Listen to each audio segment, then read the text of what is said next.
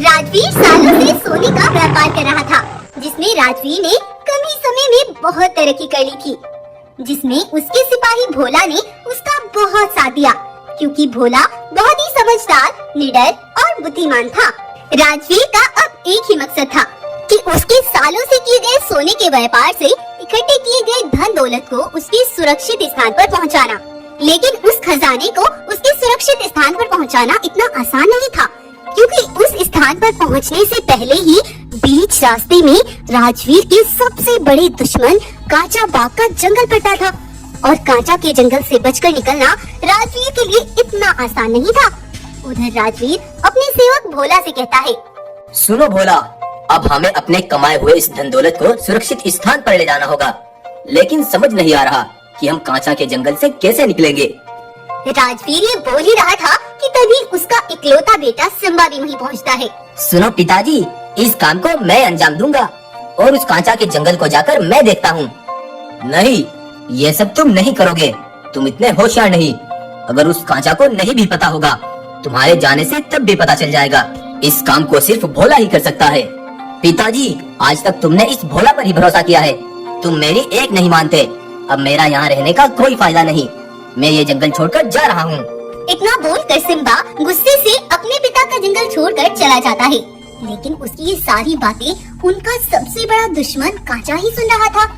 अरे वाह, ये तो बहुत अच्छा मौका है इसके बेटे को इसके खिलाफ भड़काने का।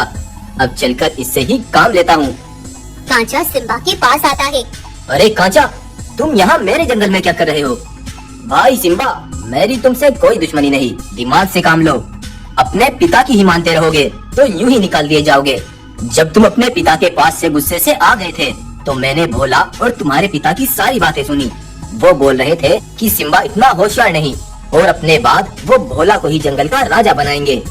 कांचा की बातें सुनकर सिम्बा अपने पिता पर और भी ज्यादा गुस्सा हो जाता है।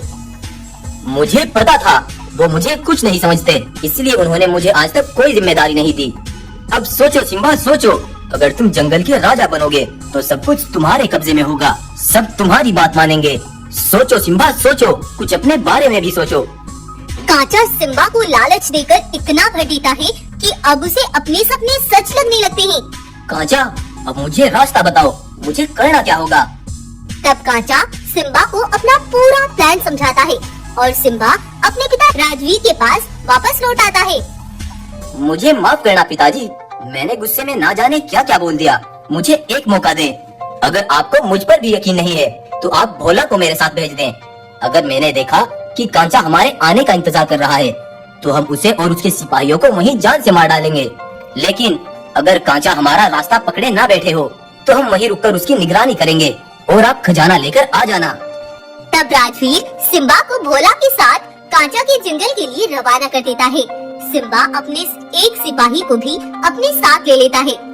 कांचा के जंगल पहुंचकर सिम्बा पीछे हटकर भोला पर अचानक वार करता है और उसे वहीं मारकर फेंक देता है, और अपने सेवक से कहता है, जाओ सिपाही, जाकर कह दो पिताजी से कि रास्ता साफ है, जल्दी से खजाना लेकर आ जाए।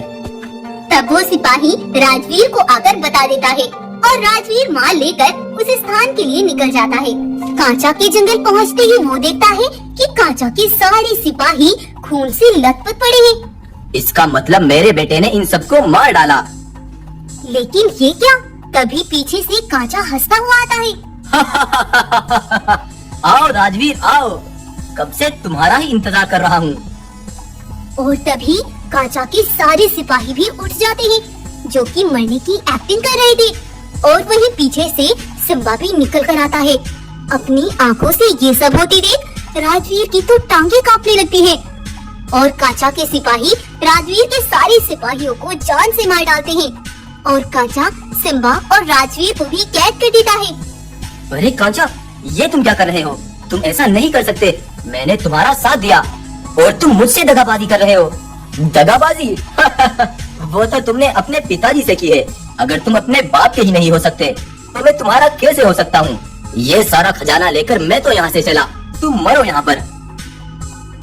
कांचा वहाँ से चला जाता है, लेकिन तभी जख्मी हालत में पड़ा भोला तभी वहाँ आ पहुँचता है और उन दोनों को कैद से निकाल देता है। तब सिम्बा को भी बहुत गुस्सा आ जाता है। सिम्बा राजवीर और भोला कांचा और उसके सिपाहियों पर हमला बोल देते हैं और उन्हें मौत की घाट उतार देते हैं।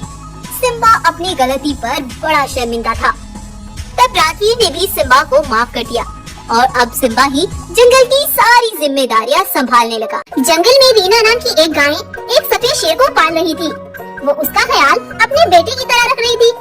रीना सफेद शेर को अपने बुढ़ापे का सहारा देखना चाहती थी, इसीलिए वो सफेद शेर को बहुत लगन से पालती है। रीना उसका नाम वीरू रखती है। वहीं पास के जंगल में रुद्र नाम का एक शेर भी रहता था, जो कि हर रोज ऊंची पहाड़ी से बस एक ही बात बोलता था। बगीरा, मैं बरसों से तुम्हारा इंतजार कर रहा हूँ। तुम्हें वापस आना ही होगा बेटा, मेरे खातिर तुम्हें आना होगा बगीरा। जंगल के कुछ जानवर रुद्र शेर को पागल समझकर उस पर हंसते थे और कुछ जानवर महाराजा रुद्र की ये हालत देख बहुत दुखी होते थे। आखिर कौन था रुद्र का बेटा और क्या हुआ था उसके साथ? चलिए जानते हैं। कुछ वर्षों पहले रुद्र अपने बेटे बगीरा और अपने सबसे करीबी दोस्त बंटी बाघ के साथ रहता था। रुद्र की पत्नी को कुछ दिनों पहले ही कुछ शिकारियों ने मार डाला था, इसीलिए रुद्र अपने बेटे बगीरा को जवान होने के बावजूद भी जंगल में अकेले नहीं निकलने देता था। लेकिन एक बार अचानक बगीरा की तबीयत बहुत ज्यादा बिगड़ जाती है और वो अपने पैरों पर खड़ा भी नहीं हो पाता। ये देख रुद्र बहुत घबरा जाता है और हकीम भालू को बुलाता है। अरे अरे देखो ना हकीम भालू, मेरे बेटे को अचानक ना जाने क्या हो गया। तुम मेरे बेटे को जल्दी से देखो। कुछ देर तक हकीम भालू अपनी जड़ी बूटियाँ बगीरा पर आजमाता है, लेकिन बगीरा पर उसका कोई असर नहीं था। बगीरा की तबीयत हर पल बिगड़ती ही जा रही थी। सुनो महाराज, तुम्हारे बेटे को जोरों से जबर है। मेरी जड़ी बूटियाँ इस पर कोई असर नहीं कर रही। तुम्हें अब जाकर काली पहाड़ी से वे जबर की जड़ी बूटियाँ लानी होंगी। तब रुद्र तेजी से भागता हुआ काली पहाड़ी की ओर निकल पड़ता है और कुछ देर बाद वो जड़ी बूटियाँ लेकर अपनी गुफा पर पहुँचता है तो वो देखता है कि उसका बेटा बगीरा ये दुनिया छोड़कर चल बसा था। ये देख रुद्र के पैरों तले जमीन खिसक जाती है। महाराज, बगीरा हम दोनों को छोड़कर चला गया है। ये सब क्या हो गया महाराज? रुद्र अपनी जवान बेटे की मौत की वजह से सदमे में चला गया था और सभी जानवर बगीरा का अंतिम संस्कार खुद ही कर लेते हैं। एक बार एक भैंस नदी से पानी पीने जा रही थी। तभी रास्ते में वो रुद्र शेर के दोस्त बंटी बाघ को चीता के साथ बात करता देखती है। सुनो बंटी, तुम्हें यहाँ हमारे महाराज ने पिछले 5 वर्षों से भेजा हुआ है। तुम हमें कब तक इंतजार कराओगे? आखिर कब तक मरेगा रुद्र और उसका बेटा? तुम चिंता मत करो दोस्त, महाराज को जाकर एक खुशखबरी देना। मैंने रुद्र के बेटे बगीरा को जहर देकर मार डाला और कुछ ही दिनों में मैं उस रुद्र का भी किस्सा खत्म कर दूंगा। उसके बाद जंगल पर हमेशा हमारा राज होगा। दूर खड़ी भैंस बंटी बाघ की ये सारी बातें सुनकर हक्का बक्का रह जाती है और तुरंत जाकर उसकी सारी हकीकत रुद्र महाराज को बता देती है। रुद्र शेर को ये सुनकर और भी ज्यादा सदमा पहुंचता है। मतलब मेरा बेटा मरा नहीं था, उसे मारा गया है। मैं उस गद्दार बाघ को जिंदा नहीं छोड़ूंगा।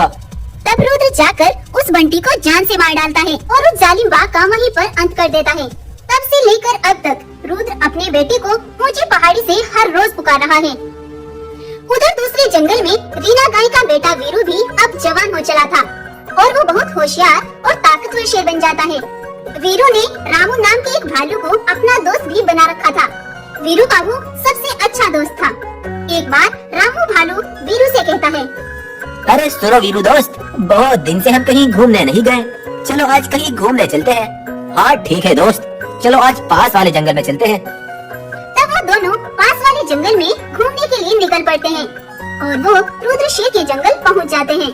जैसे ही वो रुद्र शेर के जंगल में आगे बढ़ते हैं तो कुछ जानवर उन्हें देख हक्का बक्का रह जाते हैं। अरे अरे ये क्या? मुझे अपनी आंखों पर विश्वास ही नहीं हो रहा। ये तो रुद्र शेर का बेटा बगीरा है। उनको आपस में बातें करते देख भालू भी रुक जाता है और कहता है, अरे भाई वीरू, ये तुम्हें बगीरा क्यों बुला रहे हैं? अरे लगता है इनको कोई गलत फहमी हुई है। खैर चलो हम आगे चलते हैं। तब वो दोनों जंगल में आगे बढ़ते हैं तो आगे भी कुछ जानवर खड़े वीरू को देख एकदम से हैरान रह जाते हैं। अरे देखो देखो, ये हमारे महाराज का बेटा बगीरा है। अरे हाँ हाँ बहन, ये तो सच में बगीरा है। अरे भाई, आखिर इन सभी जानवरों को हो क्या गया? ये तुम्हें बगीरा क्यों बुला रहे हैं? आखिर तुम्हारा इस जंगल से क्या संबंध है? हाँ भाई, अब तो मुझे कुछ समझ नहीं आ रहा। उधर भागते हुए एक भैंस रुद्र शेर के पास जाती है और बोलती है, महाराज महाराज, आपकी बातें सच साबित हो गई। तुम्हारी दुआ भगवान ने सुन ली है महाराज। तुम्हारा बेटा बगीरा लौट आया। क्या मेरा बेटा बगीरा वापस लौट आया है? कहाँ है मेरा बेटा? चलो जल्दी से। तब रुद्र जाकर जब अपने बेटे को देखता है तो एकदम से हक्का बक्का रह जाता है। बेटा बगीरा, मुझे मालूम था कि तुम वापस जरूर आओगे। बेटा मुझे मालूम था। मैं आपका बेटा कैसे हो सकता हूँ? और मेरा नाम बगीरा नहीं वीरू शेर है। नहीं बेटा, ऊपर वाले ने ये तुम्हारा पुनर्जन्म किया है और मेरे पास एक जादुई मणि है। जैसे ही मैं उसे तुम्हारे सर के ऊपर रखूंगा तो तुम्हें सब याद आ जाएगा। फिर शेर लाकर उस मणि को उसके सर पर रखता है और फिर वीरू जैसे ही अपनी आंखें बंद करता है तो उसे वो सब दिख जाता है जो उसके पिछले जन्म में बाघ ने उसके साथ किया था। ये सब देख वीरू कहता है, मुझे सब याद आ गया पिताजी। मतलब ये मेरा पुनर्जन्म है।